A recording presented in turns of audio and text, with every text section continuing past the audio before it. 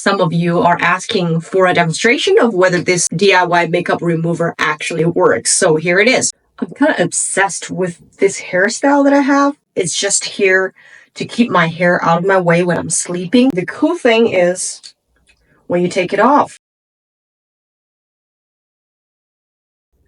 it just kind of gives you a heatless curl.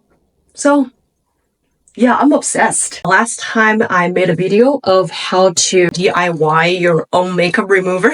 You're just adding 1 tablespoonful of extra virgin olive oil, and you have the second ingredient, which is another tablespoonful of Johnson & Johnson's No Tear formula of baby shampoo. Last but not least, fill the rest of your bottle with purified water or drinking water. I just made another batch and I've already took off half of my makeup, but just to demonstrate, because some of you are asking for a demonstration of whether this DIY makeup remover actually works. So here it is. As I said before, you shake and it will foam up. It's a very old bottle that I have. I think it's either 100 milliliters or 75 milliliters. It's not that big. And it used to be the kind of bottle that you can press down to get the product out.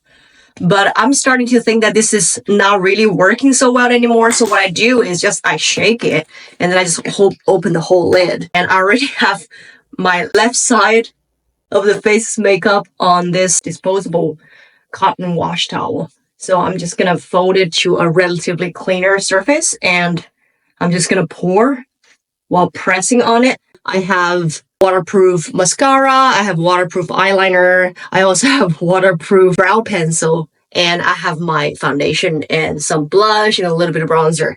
So I'm pressing this on my eyes, leaving it there, letting the oil absorb. I'll also do small motions like this. I'm focusing on the eye area the most. That's where most of the products are on. And then I will do a swiping motion.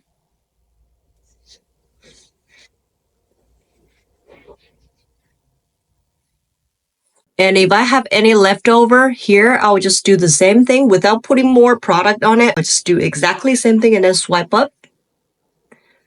Swipe up.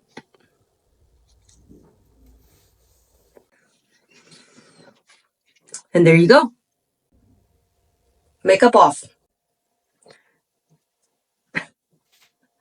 It's a crime scene right here.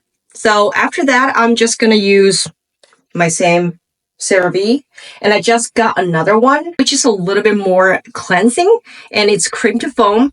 This one I think is gentler and my skin definitely does not feel dry, and it actually feels a little bit moisturized.